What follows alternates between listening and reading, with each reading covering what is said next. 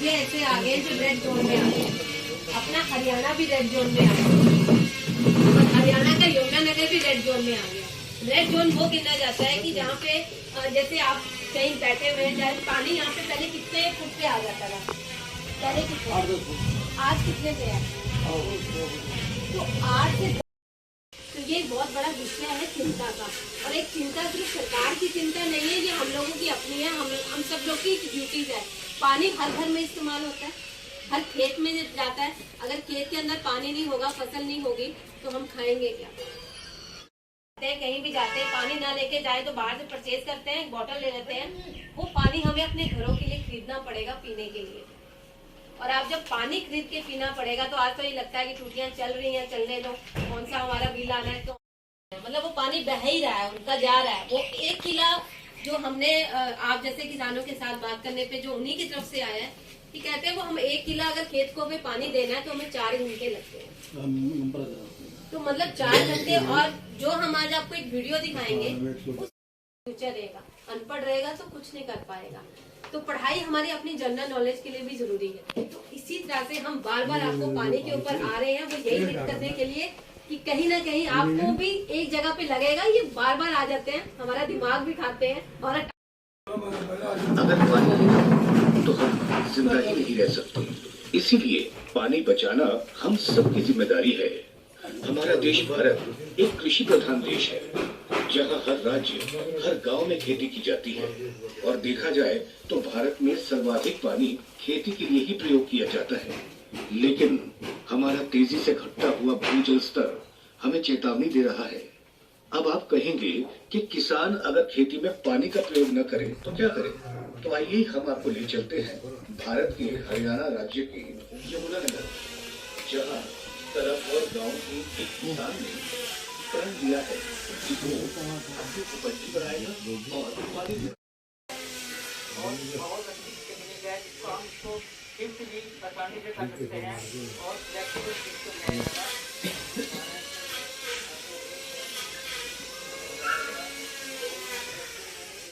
देखो हमारे खेतों में आप लोग यूरिया भी जाता है, खाद भी जाती है।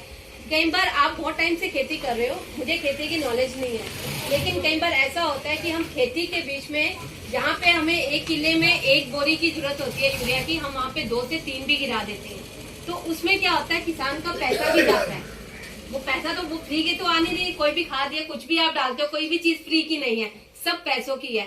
तो जब आप वो चीजें अगर हमारी जो जमीन को या हमारे खेत को 1 बोरी की नीड है, अगर हम उसमें 2 डालेंगे तो हम अपना पैसा ही लगा रहे हैं। और ये जो ड्रिपिंग सिस्टम बताया इन्होंने, फुवारा सिस्टम बताया, ये कहते हैं जब ड्रिप सिस्टम से आपके खेतों को जब पानी जाता है, क्या होता है जब हमारे खुले में पानी जाता है तो वो पानी कहीं भी जाता है, जहाँ पौधे को नहीं भी जरूरत है वहां भी पानी जाएगा। जमीन तो सारा पानी अपना लेगी तभी पहुंचेगा। लेकिन ये जो ड्रिप सिस्टम आपको पाइप दिखाई गई थी, ये पाइप में ना हर थोड़ी थोड़ी दूरी के ऊपर छेद कर रखे हैं, उसमें पानी टपकता है। और वो जो पानी टपकता है वो पानी सिर्फ उसी को जाता है जहाँ पे वो पौधे को नीड है, उसकी जरूरत है, उसी के। कृषि के क्षेत्र में और एडवांस होता जा रहा है, लेकिन हम आपका ध्यान एक और जरूर खींचना चाहेंगे। हमारी धरती का भूजल लगातार कम हो रहा है। ऐसे में हमारे देश के 13 राज्य ऐसे हैं जिनमें पानी बहुत कम बचा है, यानी कि जो रेड जोन में आ चुके हैं। और देखा जाए तो हमारे देश में भूजल का अधिकतम प्रयोग खेती में ही किया जाता है। ऐसे में यदि हम भूजल को बचाने की ओर ध्यान नहीं देंगे तो निश्चित है आगे चलकर बहुत बड़ा संकट पैदा हो जाएगा।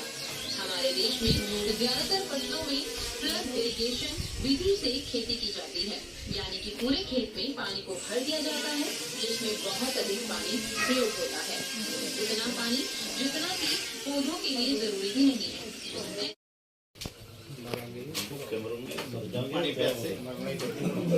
मुझे ऐसा लगता है कि हम एक दिन हम खाना खाए बिना रह सकते हैं, पानी पिए बगैर रह सकते हैं,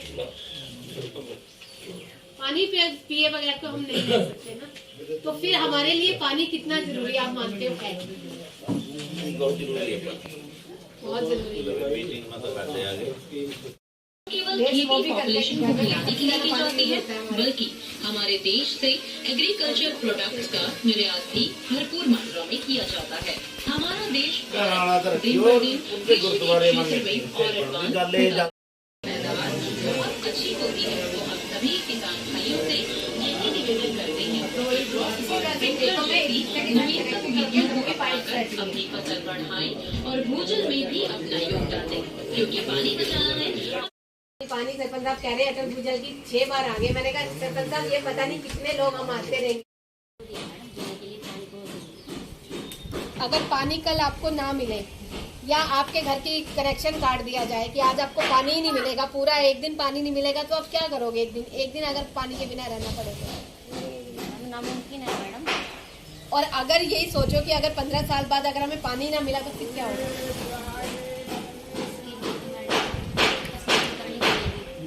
तो आप उसमें क्या पड़ेंगी आज से, आप क्या अभी से करना पड़ेगा? तो आप क्या करोगे उसके लिए? उसके लिए मैडम जैसे एक तो टाइम टू टाइम जैसे ये नल चलाते हैं तो उसके लिए पाबंदी की जाए। और कुछ लोग मतलब है तो जरूरी, वैसे जैसे टंकियों में एक बॉल होती है, ये बॉल लगवानी पड़ती है, जैसे उसमें अलार्म बच जाए जी खुद आपको टंकी भर गई है बंद हो जाए। और थोड़ा जिसकी भी टुंटियां में 4-4 टुंटियां लगी हुई यहाँ पर, जिसपे जैसे किसी के बड़े बिस्याड़े में लगी हुई है मैडम यहाँ पर टुंटियां, वो वेस्टेज है। उन्होंने अपने खेत थोड़े बहुत के लिए फसल के लिए जैसे कुछ बगीचे में बागान में लगा रखी, ऐसे ही लगा रखी, ऐसे ही पानी चलता है बहुत काफी टाइम से मेरे साथ। जी बहुत बहुत धन्यवाद कि आपने बहुत अच्छी चीजें बताई है कि आप इस तरह से कर रहे हैं। अगर एक एक बंदा शुरू करेगा तो शायद आज आप अकेले हैं, कल आपको देखा देखी में कोई और लोग भी शुरू कर देंगे। आपके साथ मैडम मेरी मीटिंग हो चुकी है शायद नागढ़ में, क्लस्टर में। हाँ जी, हम सारी लेडीज सीआरपी बुलाई थी वहाँ पे। मर्जी जी आपके पास गाड़ी है, आप गाड़ी को कैसे धोते हो? मतलब घर पे धोते हैं या बाहर वॉशिंग करवाते हो? बाहर भी करवा लेते हैं घर पे। और जब घर पे धोते हो तो क्या कैसे धो रहे हो? पाइप से धोते हो या बाल्टी में लेके पानी धोते हो? कैसे धोते हो? बाल्टी में लेके। तो अमरजीत जी ये हमारे साथ एक बहुत अच्छे हैं कि जो अपनी गाड़ी को धोने के लिए बाल्टी से पानी का इस्तेमाल करते हैं।